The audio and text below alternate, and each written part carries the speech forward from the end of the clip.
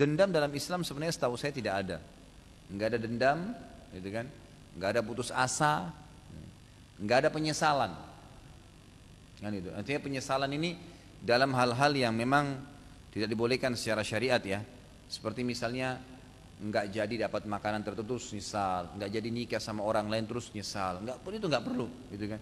Tapi kalau penyesalan karena pernah berbuat dosa sebagai syarat taubat karena nyesali, kenapa dulu saya lakukan, itu lain, gitu kan? Itu lain. Jadi itu memang tidak ada dalam Islam setahu saya. Jadi tidak ada gunanya Anda dendam. Apa gunanya kira-kira kita dendam? Apakah kalau kita dendam akan membuat orang itu mati, orang itu sakit? Enggak ada. Itu kan tidak ada hubungannya. Malah dia sudah mengambil hak kita, kita lagi tambah sakit kena dendam. Enggak perlu. Lupain aja sudah, sambil berdoa kepada Allah, serahkan kepada Allah SWT masalahnya sambil kita ikhtiar. Karena kehidupan terus berjalan, lembaran-lembaran hidup terus terbuka sampai ajal kita datang. Ya ini bukan saya ajak Anda supaya Anda vakum, tidak. Ya Anda boleh putus hubungan sama orang tersebut, tapi yakinlah saudaraku, Allah itu maha tahu. Enggak ada cobaan yang datang itu tidak ada ada nilainya.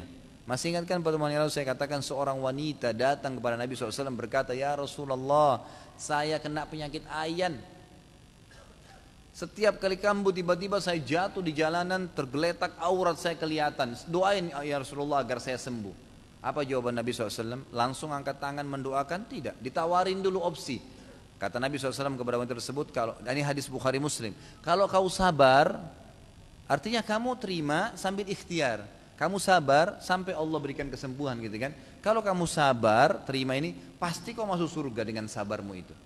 Tapi kalau kau mau, saya doakan kepada Allah sehingga kau sembuh, tapi tidak ada jaminan surga.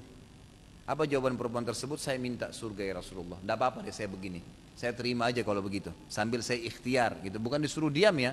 Suruh sabar. Sabar artinya terima dari Allah lalu ikhtiar gitu kan. Tapi mintalah kepada Allah ya Rasulullah agar kalau saya kambuh ya aurat saya tidak kelihatan. Maka Nabi SAW doakan masalah itu. Gitu kan. Banyak contoh berhubungan dengan masalah ini. Jadi apapun cobaan yang datang, sekecil atau seberat apapun, itu akan jadi sangat besar manfaatnya, akan ada balasan. Mungkin dari derajat di surga Anda tidak bisa jangkau dengan umur Anda yang sekarang, dengan sholat yang Anda kerjakan selama ini yang tidak khusyuk, yang puasa kadang-kadang bisa saja maksimal, bisa enggak, mungkin masih ada dosa-dosanya, mungkin zakat yang kita bengkalaikan, mungkin bakti orang tua yang kurang, mungkin hak-hak orang lain yang masih tersangkut dengan kita. Maka Allah SWT tinggikan dengan cobaan tersebut, gitu kan? Allah SWT jangkaukan Anda derajat surga dengan cobaan tadi. Jadi saran saya nggak usah dendam, hanya akan menyakitin hati sendiri dan tidak memecahkan permasalahan.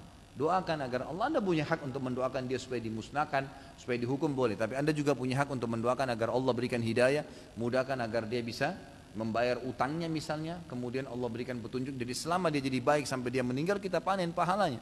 Jadi lebih baik mendoakan kebaikan.